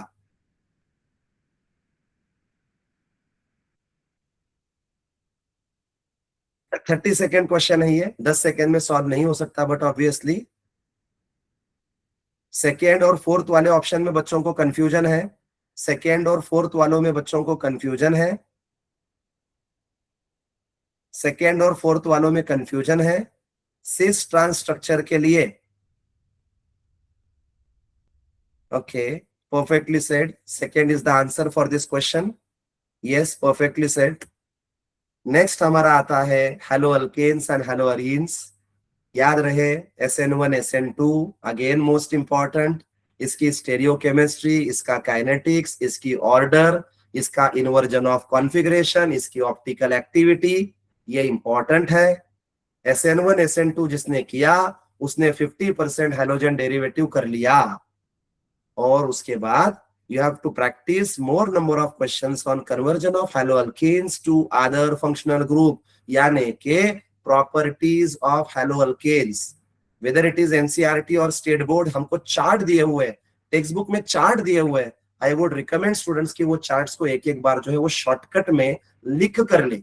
मुश्किल से ऑर्गेनिक के 5 टॉपिक है, मुश्किल से हमारे 10 से 12 चार्ट होंगे, उसके ऊपर लिखे, उसके ऊपर लिखे। और एक और नुक्सा मैं आपको बता दूं, हेलोजन डेरिवेटिव से लेकर हमारे अमाइंस तक 50 टॉप रिएक्शंस है। वुड्स रिएक्शन से लेकर HVZ तक, हमारे बेकमन्स तक, हॉफमन ब्रोमाइड डिग्रेडेशन तक, गैब्रियल थैलिमाइड सिंथेसिस तक, इंश्योर करें कि ये 50 रिएक्शन एक बार शॉर्टकट में सिर्फ एक पेपर के बैक टू बैक में लिखकर निकालें, एकदम शॉर्टकट में, सिंपल लाइन में। क्योंकि जिनको जिनको ऑर्गेनिक केमिस्ट्री का डर लगता है, मैं आपको बता दूं, ये नेम रिएक्शन आपके परफेक्ट अगर होंगे तो किसी का रिएजेंट आएगा, किसी का प्रोडक्ट आएगा, किसी का नाम आएगा, किसी का मैच द पेयर आएगा, किसी का मेजर माइनर प्रोडक्ट आएगा, लेकिन ये 50 नेम रिएक्शन पे मैं आपको वादे से बता दूं कि हमारे जो ऑर्गेनिक के 15 क्वेश्चन रहेंगे उसमें के 6 क्वेश्चन से 7 क्वेश्चन अल्टीमेटली वो 1-2 पेजेस में बन जाएंगे। इसीलिए एक ऐसा जॉइंट वाला पेज ले लो और उसके ऊपर प्रॉपरली 50 नेम रिएक्शन जो है वो सही से लिख कर लो, जिससे आपको क्लब रिएक्शन का करने में आसान होगा। जैसे कि वुड्स फिटिक और फिटिक, ये 3 रिएक्शन का एक क्लब है। आगे आप बढ़ोगे, फिंकिलस्टीन और स्वार्ट्स, ये रिएक्शन का एक क्लब है। आगे आप बढ़ोगे तो आपको नजर आएगा इलेक्ट्रोफिलिक सब्स्टिट्यूशन, इन सबका एक क्लब है। उसके आगे अगर आप बढ़ोगे तो आप देखोगे कि क्लेमेंसन, स्टीफन, रोसेनमंड, इन तीनों का एक क्लब है। आप आगे बढ़ोगे, अल्डोल, क्रॉस अल्डोल, कैनिजोरो, क्रॉस कैनिजोरो और HVZ, हेल वोलार्ड जेलेंस्की, HVZ, ये 5 रिएक्शन का एक क्लब है। तो इस प्रकार से क्लबिंग करके आपको जो है वो आगे बढ़ना पड़ेगा। Yes, could you please tell me the answer to this question quickly?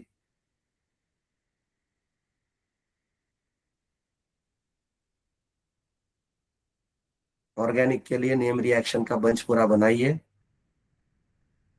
Piyusha, you are enough smart and so prompt student. Answer is option number 2 to this question. Perfectly said. Next. Which reagent will be useful in bringing this conversion? Which reagent will be useful in bringing this conversion? Dehydrohalogenation का ये reaction है, dehydrohalogenation का ये reaction है, elimination reaction है ये। Perfect. It is certainly option number 3. Option number 3. Alcohol phenol ether में dehydration of alcohol, उसके बाद प्राइमरी, सेकेंडरी, टर्शियरी अल्कोहल को डिस्टिंग्विश करने वाले जो टेस्ट है, यहाँ पे लुकास टेस्ट हमने ध्यान में देनी है। ब्रोमिनेशन, नाइट्रेशन का रिएक्शन है, रिमर टीमन और विलियमसन्स ईथर सिंथेसिस। यहाँ पे एक बात बार बार पूछी गई है कि कौन से वाले टाइप के ईथर विलियमसन्स के सिंथेसिस के द्वारा प्रिपेयर नहीं किए जाते। Could you please type the answer? What kind of ethers are not prepared by using Williamson synthesis? कौन से प्रकार के ईथर विलियमसन्स के सिंथेसिस में प्रिपेयर नहीं किए जाते? अनसिमेट्रिकल, सिमेट्रिकल, या प्राइमरी, या टर्शियरी वाले, या most substituted?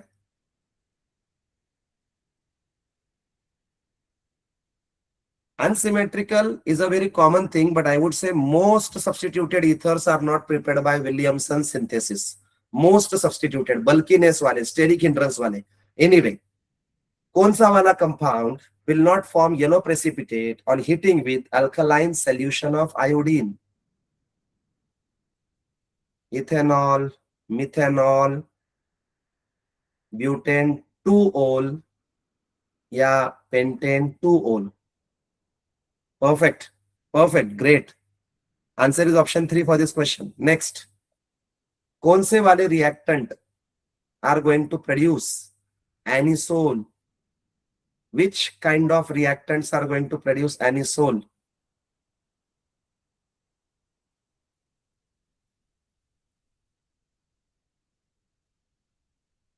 Perfect. Answer is option 2. Inorganic. बढ़ते हैं इनऑर्गेनिक की ओर। मैंने पूरे सिलेबस के टॉपिक नहीं लिए हैं, ना हम ले रहे हैं, ना उतना अभी टाइम है। हम लोग इंपॉर्टेंट को सिर्फ डील कर रहे हैं। हम आपको ये बताना चाह रहे हैं ऐसे 20% टॉपिक या ऐसे मेजॉरिटी टॉपिक जो आपका 80% पेपर कवर करने वाले हैं। इनऑर्गेनिक केमिस्ट्री का पहला टॉपिक है केमिकल बॉन्डिंग, उसके अंदर आने वाले important article, but obviously VBT, MOT, hybridisation, coordination compound, MPT and P block. So here we go, chemical bonding, Fajans rule, hybridization, shape and geometry, and most familiar MOT. यकीन मानिए, mark my words, chemical bonding में hybridization, shape, geometry और MOT, इसके बाहर के question नहीं आते हैं, इसके बाहर के क्वेश्चन नहीं आते हैं। चलो आगे बढ़ते हैं। परमानेंट डाइपोल मूवमेंट चारों में से कौन सा मॉलिक्यूल देगा? पोलैरिटी, नॉन पोलैरिटी, बताइए। Which of the molecule amongst given will give you permanent polarity?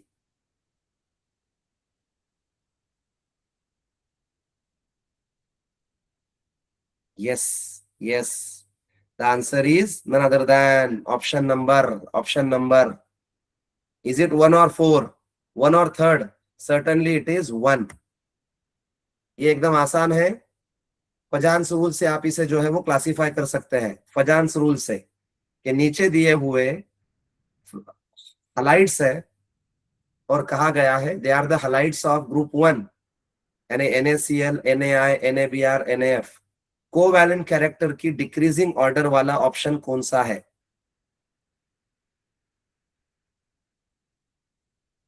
क्या बात है, क्या बात है।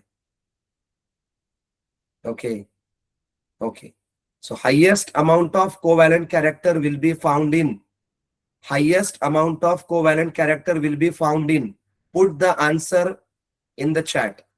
आयोडाइड, फ्लोराइड, क्लोराइड या ब्रोमाइड? आयोडाइड, क्लोराइड, ब्रोमाइड या fluoride? Highest amount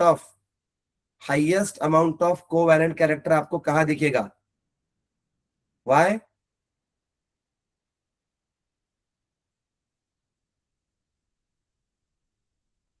biggest anion and smallest cation will give you highest covalent और ionic nature. सही कहा है, राइटली आंसर।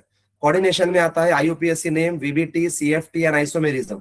IUPAC में क्वेश्चन होगा नाम से IUPAC बताओ या IUPAC से स्ट्रक्चर बताओ। VBT, CFT and isomerism. Coordination compound के क्वेश्चन सॉल्व करने के लिए आपको ध्यान देना होगा कि आप सब में पहले सेंट्रल मेटल की ऑक्सीडेशन स्टेट फाइंड करें।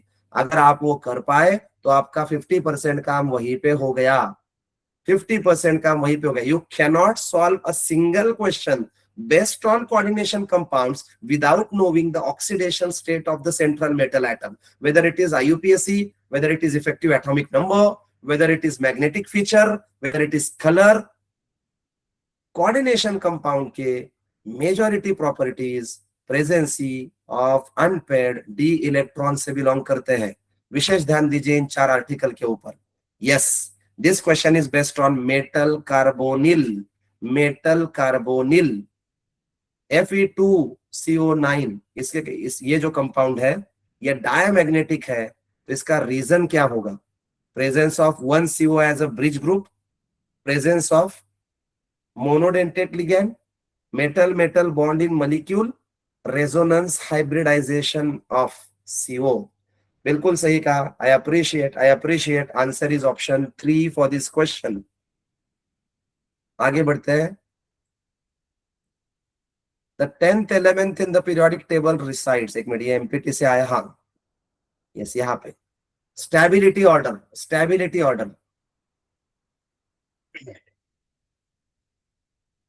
ऑर्डर के वैल्यू दिए हैं और आपको बोला गया है कि स्ट्रॉन्गेस्ट लिगैंड कौन सा है। Suvarna answered option number 3, option number E। Yes please, 2nd and 3। इसमें आपको सीधी बात बच्चों ध्यान में रखनी है। क्या बात ध्यान में रखनी है? Go for either highest value और लोवेस्ट वैल्यू।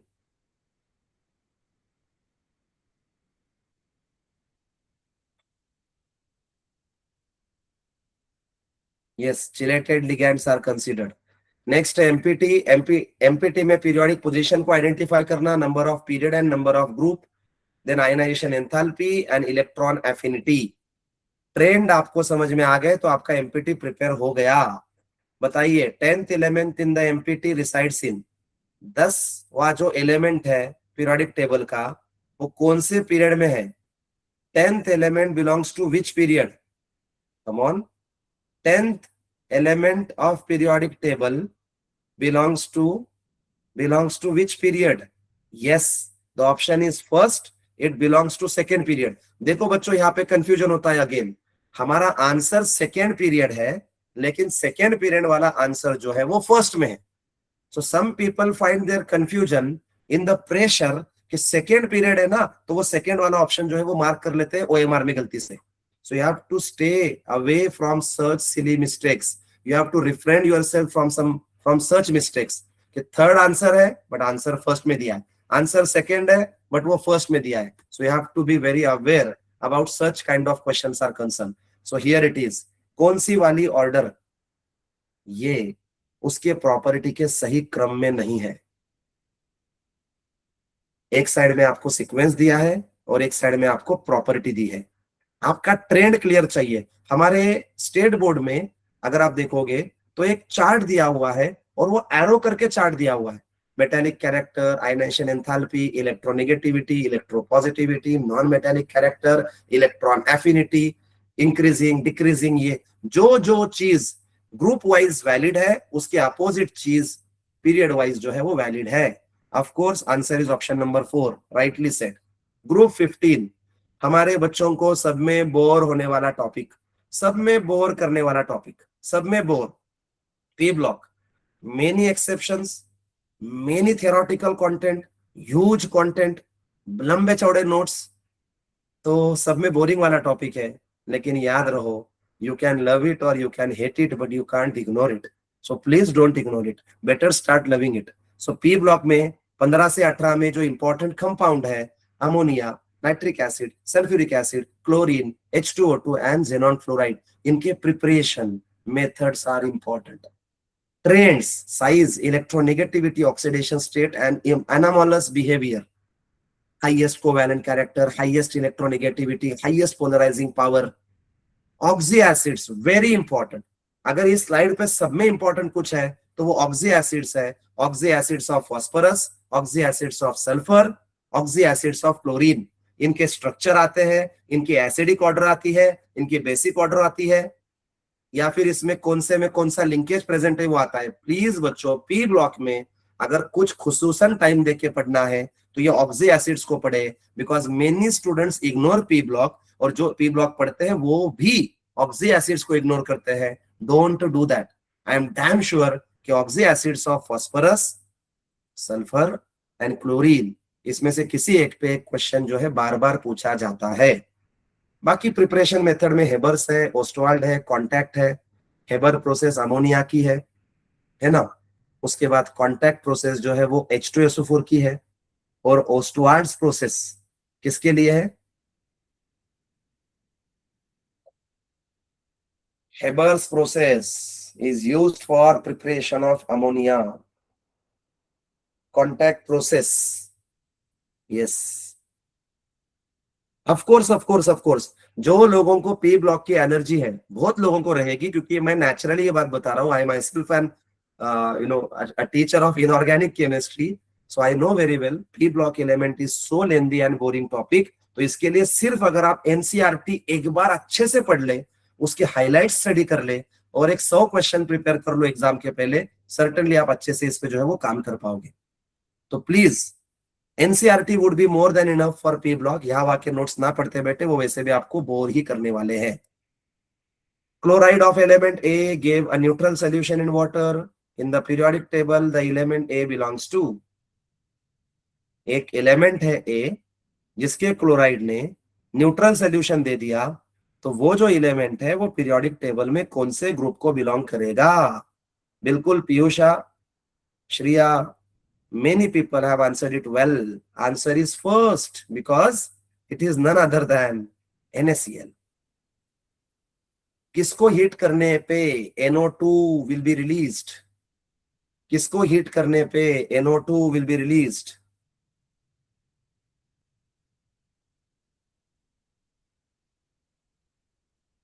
Is it?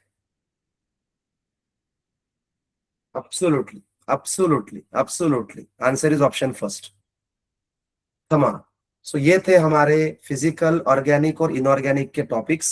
हमारे सेशन के आखिरी 4 मिनट बाकी है, तो आपको बता दूं, सेक्शन वाइज स्ट्रैटेजी ऐसी होनी चाहिए कि फिजिकल में फॉर्मूला और न्यूमेरिकल पे ही जोर करें, ऑर्गेनिक पे मैकेनिज्म और रिएक्शन पे वर्क करें, फिजिकल के न्यूमेरिकल के जो फॉर्मूले हैं वो अच्छे से 2 पेज पे बहुत अपने अच्छे हैंडराइटिंग में एक बार लिख कर निकाले। रिवीजन करना मतलब क्या, तो पेपर के पहले वो फॉर्मूले को पढ़ना, ठीक है, और ऑर्गेनिक के जो नेम रिएक्शन 50 है उसको 2 पेपर पे लिख के निकाले, और वही आपको अल्टरनेट डे को रिवाइज करने हैं। इनफैक्ट जिस दिन एग्जाम है, हमारी एग्जाम दोपहर में है, सुबह से दोपहर ऐसे ही 10 एक पेज जो केमिस्ट्री के होने चाहिए, जो आप जो है वो 2 बार 3 बार जो है वो रिवाइज करोगे। So make your own short notes ready for these 3 sessions very well. और इनऑर्गेनिक के लिए कुछ इंपॉर्टेंट हाईलाइट जो है उसके 1-2 पेज बनाए, एक अच्छे खासे 6 से 8 पेज आपके बन गए, तो उसी को जो है आप एवरी ऑल्टरनेट डे अगर रिवाइज करेंगे तो आपका काम जो है वो अच्छा खासा बन जाएगा। रिमेंबर, इनऑर्गेनिक के लिए रीडिंग को ऑप्शन नहीं है, एक्सेप्शंस को पढ़ने के अलावा ऑप्शन नहीं है, और इनऑर्गेनिक की रिवीजन ये हर दूसरे तीसरे दिन होनी ही चाहिए। अगर आप ये सोचोगे ये तो थियरी है, ऐसे ही हो जाएगा, सब में इजी वाला सब में बड़ा नुकसान आपको देगा, ये बात ही क्लियर करें।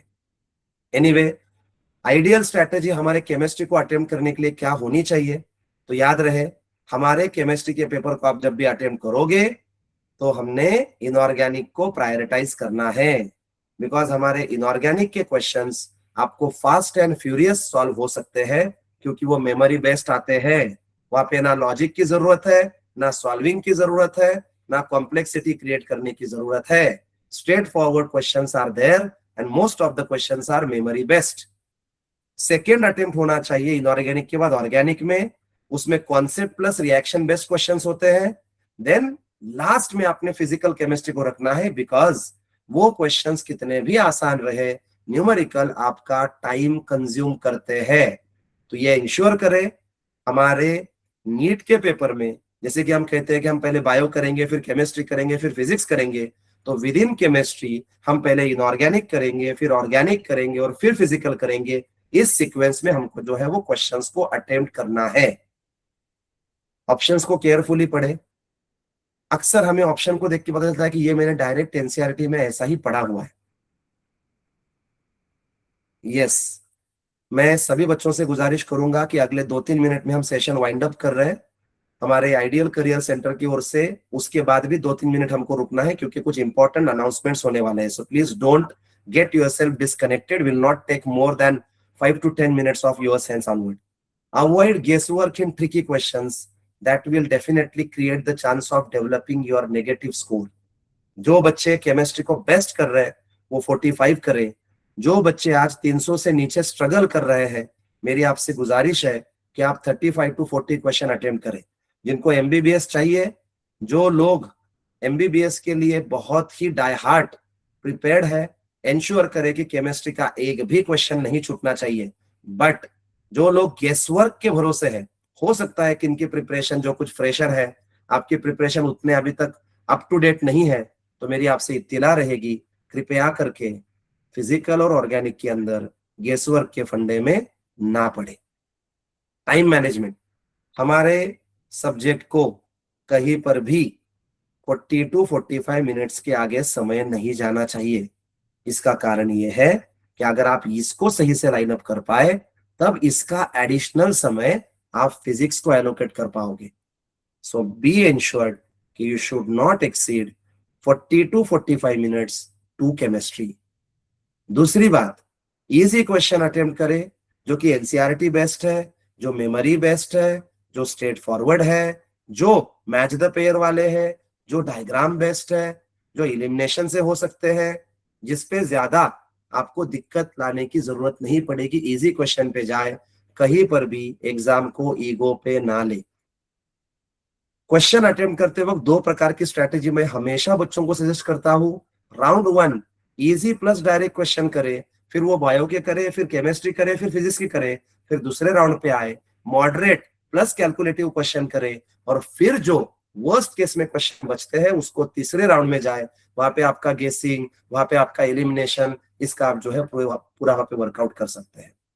किसी भी क्वेश्चन को सॉल्व करने का मैक्सिमम टाइम 1 मिनट के आगे जो है वो आपका नहीं होना चाहिए।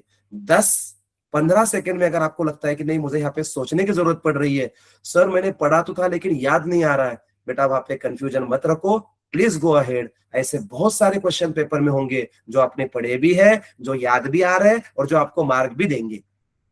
दूसरे राउंड में आ जाइए कि सर पढ़ा भी था बट याद नहीं आ रहा है, उसको सेकेंड राउंड पे रखिए। सर कुछ भी समझ में नहीं आ रहा है, उसको थर्ड राउंड में रखिए, कोई बात नहीं।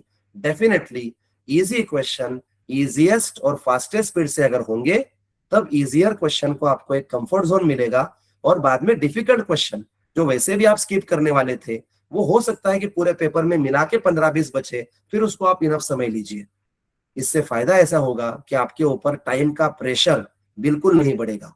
अदरवाइज अगर ज्यादा रन खींचने हैं, विकेट्स भी जा चुकी है और टाइम भी कम बचा है, तो डेफिनेटली सिक्सर मारने के इरादे से हमारा जो कैच जो है सामने वाले प्लेयर के यहाँ पे चला जाता है, और ये ना होने के लिए easiest, easy and then difficult, ये सीक्वेंस में हमने जो है वो अटेम्प्ट अपना रखना है। मैं एक ही बात बच्चों को बोलता हूँ, बहुत सारे सवाल बच्चे पूछते हैं, मैं एक ही बात बोलता हूँ, it is just consistency of next 33 days of 16 to 15 hours daily that is really going to ensure your success. So I wish you all the best. If you have any questions and queries, you may simply type, we will definitely answer. Meanwhile, let me announce that I have concluded this session. Thank you so much. अगर कुछ session में छूट गया होगा, गड़बड़ में कुछ गलतियां हुई रहेगी, कुछ मिसकम्युनिकेट हुआ रहेगा, so I apologize for that and I express my regret for the inconvenience caused. Over to Irfan sir. Thank you Ashfaq Khan sir for a wonderful session. 100+ sincere students, जो उनको भी थैंक्स कि उन्होंने पूरा 1 घंटा session को attend किया और हर एक आपके क्वेश्चंस को जितना हो सकता है उतने फास्ट रिप्लाई भी दिया है। तो मुझे भी नहीं लग रहा कि 1 घंटे में सारी चीजें कवर कर सकते हैं। तो डेफिनेटली अगर आप लोगों को और भी सेशन सर के चाहिए तो आप ग्रुप पर हैं, बाकी भी आपको इंस्टा से लेके सभी तरफ भी जो व्हाट्सएप का अपना हेल्पलाइन नंबर है उस पर भी आप लिख सकते हैं। तो कोशिश करेंगे कि सर का और 1 घंटा इन 2-3 दिन में हमें मिल जाए नेक्स्ट वीक में, क्योंकि और भी सारे सेशन है। तो आज जिस तरह से केमिस्ट्री का हुआ उसी तरह से होप आपको इसका बहुत ही बेनिफिट होगा, और आपके जो स्टडी स्ट्रेटेजी अभी आपकी चल रही है, जो स्टडी चल रही है उसमें सर के गाइडलाइन से अगर आप करने जाएंगे तो आपको केमिस्ट्री बिल्कुल भी इजी लगेगा। जो लास्ट ईयर स्टूडेंट के साथ में हुआ वो आपके साथ ना हो, इसी वजह से ये इंफॉर्मेटिव सेशंस आइडियल की तरफ से रखे जा रहे हैं। क्योंकि देखिए काउंसलिंग का मेरा काम जो है, एडमिशन काउंसलिंग का, ये तो आपके नीट के स्कोर पर और आपके बजट पर डिपेंड करता है, जो मई फर्स्ट वीक के बाद में स्टार्ट होगा। बट लिसन केयरफुली के आपसे ज्यादा एडमिशन के लिए हम सीरियस हैं कि आपका एडमिशन हो जाए, क्योंकि आपकी 1 साल की 2 साल की मेहनत है, और जितना जल्दी हो सकता है उतने फर्स्ट राउंड सेकंड राउंड में आपको एमबीबीएस बीडीएस जो भी आपकी डिजायर है उसमें एडमिशन हम गवर्नमेंट कॉलेज की कोशिश करेंगे जरूर। अब कुछ अनाउंसमेंट करने से पहले मैं खान सर को, आइडियल करियर टीम की, वो खुद भी डायरेक्टर हैं, लेकिन फिर भी सभी टीम की तरफ से, आप स्टूडेंट्स और पेरेंट की तरफ से भी सर आपका बहुत बहुत शुक्रिया, थैंक्स। और उम्मीद करता हूं कि अगले भी बहुत सारे सेशन, 1-2 सेशन आप हमारे स्टूडेंट को जरूर देंगे। Thank you sir. जी thanks a lot sir, thank you. कुछ अनाउंसमेंट करने से पहले मैं यहाँ पर स्क्रीन शेयर करूंगा, शायद स्क्रीन शेयर मुझे भी करनी है। ओके, देखिए पहली चीज तो ये है कि यहाँ से कुछ 33 डेज बचे हैं, और इन 33 डेज में आपको जिस तरह से सर ने कहा है कि आपको सिर्फ और सिर्फ स्टडी करनी है, पूरा मैक्सिमम टाइम आपने इस पर स्पेंड करना है, रील्स वगैरह और यूट्यूब ऑनलाइन को छोड़ दीजिए। सर जिस तरह से सर ने आपको फॉर्मूला बताया उसी तरह परसों, मतलब आज रविवार है, मंगल के रोज फिजिक्स का होगा, उसके बाद 1 दिन के बाद बायो का होगा, उसके बाद में और भी 2-3 सेशन होंगे, हाउ टू सॉल्व ऑब्जेक्टिव्स इस पर भी एक होगा, और एआई प्रेडिक्टेड क्वेश्चन बैंक, ये भी एक फैशन इस बार चल रही है। पिछले 2 साल में भी उसको सक्सेस मिला था, लेकिन अब एआई पर भरोसा करने से अच्छा है कि आप अपने स्किल पर भरोसा करें, अपनी मेहनत पर भरोसा रखें। लेकिन फिर भी वो भी एक फॉर्मूला है जिसको आप नजरअंदाज नहीं कर सकते, इग्नोर नहीं कर सकते। तो जो भी सेशंस अटेंड करेंगे उन्हें ही सिर्फ एआई की क्वेश्चन बैंक फ्री में पीडीएफ उनके पर्सनल व्हाट्सएप पर भेजी जाएगी। अब जो बात कर रहा था मैं, शायद आप स्क्रीन देख पा रहे हैं सर, स्क्रीन शो हो रही है? यस यस बिल्कुल सर, ओके स्क्रीन विजिबल है जी। तो देखिए, सबसे पहले तो जो एमबीबीएस बीडीएस करना चाहते हैं, वेटनरी करना चाहते हैं, इन सबको मैं यही कहूंगा कि आप अभी सिवाय नीट स्कोरिंग के सिवा और किसी चीज पर रजिस्ट्रेशन पर ध्यान न दें। उसी तरह बीएमएस आयुष कोर्सेज वाले भी बिल्कुल भी सिर्फ और सिर्फ अपने नीट के स्कोर पर ध्यान दें। लेकिन जो नर्सिंग करना चाह रहे हैं, फिजियोथेरेपी करना चाह रहे हैं, उनके लिए थोड़ा सा अनाउंसमेंट है कि जैसे, हाँ, एक चीज एमबीबीएस से छोड़कर, अगर मेडिकल फील्ड से छोड़कर आप रिसर्च में जाना चाहते हैं, तो आईसर की जो एप्टीट्यूड टेस्ट है उसका रजिस्ट्रेशन जो है 13 अप्रैल को क्लोज होगा। तो उम्मीद है आप 13 अप्रैल से पहले रजिस्ट्रेशन जरूर करें। और जो नर्सिंग करना चाहते हैं, तो महाराष्ट्र नर्सिंग के 25 मार्च तक आपने रजिस्ट्रेशन किया होगा, क्लोज हो चुका है, या फिर हो सकता है वापस से नोटिफिकेशन आ जाए। एम्स की नर्सिंग जो अनाउंस होना था, वो आज एम्स नर्सिंग आज 29 मार्च को अनाउंस हो चुका है, और उसका भी आप रजिस्ट्रेशन कर सकते हैं एम्स नर्सिंग के लिए। लेकिन ये सिर्फ गर्ल्स के लिए, ओनली फॉर गर्ल्स। ये बहुत ही, एम्स नर्सिंग, एम्स में आपको नर्सिंग का कोर्स करने मिलता है 4 इयर्स का। आप सेकंड ईयर से ही पेशेंट को हैंडल करते हैं, आपको प्रैक्टिस बहुत अच्छी मिलती है। और नर्सिंग के फौरन बाद, 4 साल के कोर्स होने के फौरन बाद आपको गवर्नमेंट का परमानेंट जॉब मिल जाता है। इससे नर्सिंग से रिगार्डिंग एम्स का ये एक है। आईपीयू इंद्रप्रस्थ यूनिवर्सिटी दिल्ली, इसका रजिस्ट्रेशन 31 मार्च को क्लोज हो रहा है। आप सभी लोगों को रजिस्ट्रेशन करने की जरूरत नहीं है, क्योंकि जिस स्कोर पर दिल्ली यूनिवर्सिटी का कट ऑफ होता है, उस स्कोर पर आपको महाराष्ट्र में अच्छा कॉलेज, या आप अगर दूसरे किसी स्टेट से तो अपने स्टेट का अच्छा गवर्नमेंट कॉलेज मिलेगा। बट जो डिफेंस से ताल्लुक रखते हैं, जिनके मदर फादर डिफेंस में सर्विस के लिए है, या फिर रिटायर्ड हो चुके हैं और ब्रेवरी अवार्ड मिला है, जैसे परमवीर चक्र वगैरह, बहुत सारे 17 कैटेगरी होते हैं अलग अलग अवार्ड के, तो उन लोगों के लिए वहां पर एक कोटा होता है। और थोड़ा कम स्कोर पर आपको एमबीबीएस के कोर्स में एडमिशन मिलता है इंद्रप्रस्थ यूनिवर्सिटी दिल्ली में। उसी के साथ में आर्मी नर्सिंग, ये जो एक परमानेंट जॉब होता है, स्टार्टिंग सैलरी 30,000 से स्टार्ट होती है। तो इसके लिए आप 1 अप्रैल तक रजिस्ट्रेशन कर सकते हैं। जस्ट मिनट में, जल्दी आइए था, अनाउंसमेंट चल रहा है। तो ये आर्मी नर्सिंग जो है, तो 1 अप्रैल तक इसका फॉर्म आपको फिलअप करना है।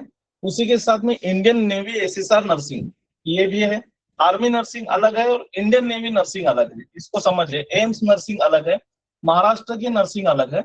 महाराष्ट्र की नर्सिंग के लिए महाराष्ट्र सीईटी नर्सिंग की एग्जाम आपने देना जरूरी है। तो ये इंडियन इंडियन नेवी का एसएसआर नर्सिंग का जो रजिस्ट्रेशन है वो 6 अप्रैल को क्लोज हो जाएगा। और उसी तरह अगर बीआईटीसी कोई बीटेक बायोटेक्नोलॉजी करना चाहता है बीआईटी भोपाल में, तो 31 मार्च तक आप कर सकते हैं। अब बात आता है फिजियोथेरेपी की। तो फिजियोथेरेपी का ट्रेंड बढ़ रहा है, बहुत सारे बच्चे एडमिशन लेना चाहते हैं। तो जो गवर्नमेंट कॉलेज है महाराष्ट्र के, जो गवर्नमेंट और प्राइवेट कॉलेज है या ऑल इंडिया के, तो इनके लिए आपको नीट के एग्जाम पर ही एडमिशन, नीट का जो स्कोर होगा उसके बाद ही काउंसलिंग स्टार्ट होगी और आपको एडमिशन मिलेगा।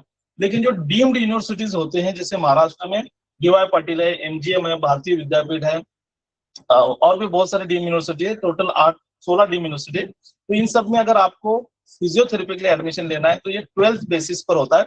और उनकी खुद की एक एग्जाम होती है, इंटरनल एग्जाम होती है, स्क्रीन टेस्ट एग्जाम कहते हैं उसको। तो उसके लिए अप्रैल फर्स्ट वीक में रजिस्ट्रेशन स्टार्ट हो जाएंगे। तो सिर्फ नर्सिंग और फिजियोथेरेपी वालों को रजिस्ट्रेशन के लिए जागरूक रहना है। ग्रुप पर आपको जैसे नोटिफिकेशन आएगा, उस नोटिफिकेशन से आपने रजिस्ट्रेशन करना है। और जो हमारा हेल्पलाइन नंबर है, उस हेल्पलाइन नंबर पर भी आप कहेंगे तो हम आपका रजिस्ट्रेशन करवा देंगे। डॉक्यूमेंट से रिगार्डिंग कोई भी डॉक्यूमेंट बनाने के चक्कर में अभी मत पड़िए। सारे डॉक्यूमेंट्स आपने 1 अप्रैल के बाद बनाने। हाँ, एक डॉक्यूमेंट है जो है कास्ट से रिगार्डिंग, कास्ट वैलिडिटी। उसके लिए अगर किसी ने अप्लाई नहीं किया है और किसी के पास कास्ट वैलिडिटी नहीं है, तो वो अभी अप्लाई करें, क्योंकि वो 90 डेज उसको लगते हैं आपको वैलिडिटी मिलने में।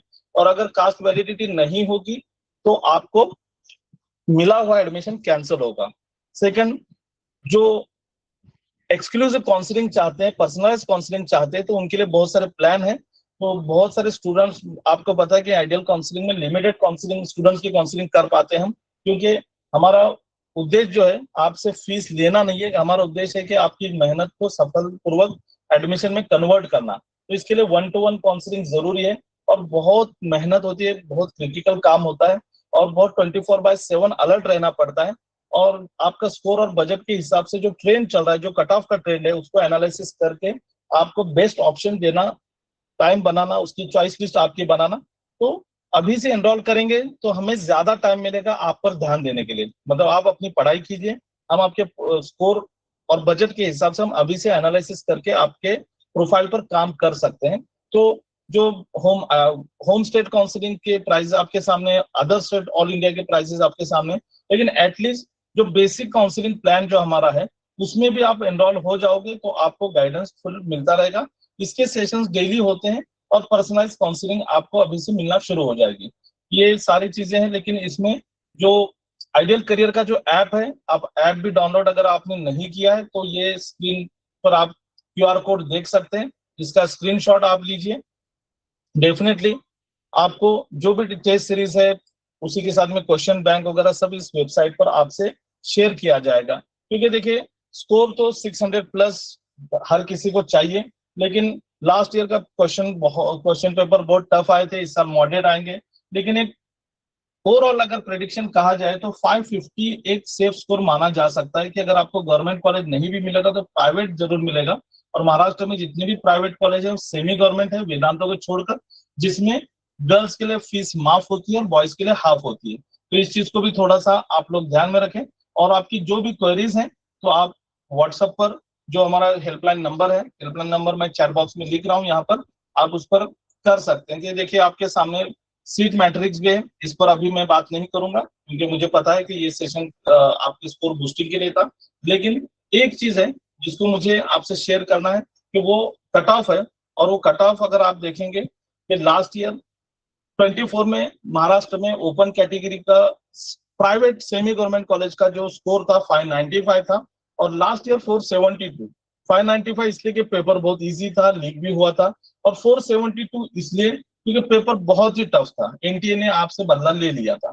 अब इस बार पेपर इजी होगा, टफ होगा या मॉडरेट होगा, उस पर आपका स्कोर डिपेंड करेगा। लेकिन स्कोर डजंट मैटर, आपको रैंकिंग जो है, ऑल इंडिया रैंक आपका यहाँ 88,000 है, उसके पहले 85 था।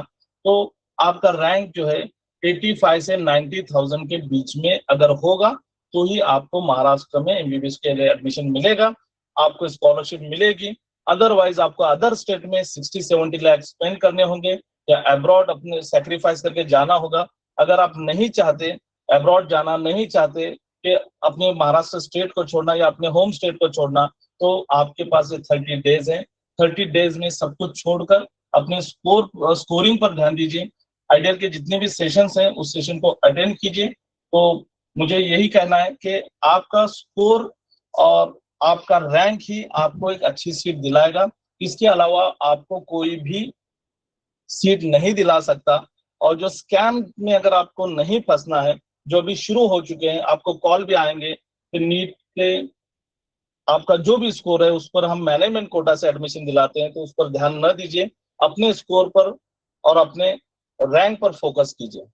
चलिए, थैंक्स। आप अशफाक सर, आपका भी बहुत बहुत शुक्रिया, और जितने भी पार्टिसिपेंट्स हैं उनका भी बहुत बहुत शुक्रिया। और उम्मीद करता हूं कि नेक्स्ट सेशन की लिंक जैसे ग्रुप में आएगी तो आप सभी लोग 8:45 8:50 तक ज्वाइन हो जाएंगे, और 9 बजे बराबर हम सेशन को स्टार्ट करेंगे। Thank you, thanks a lot.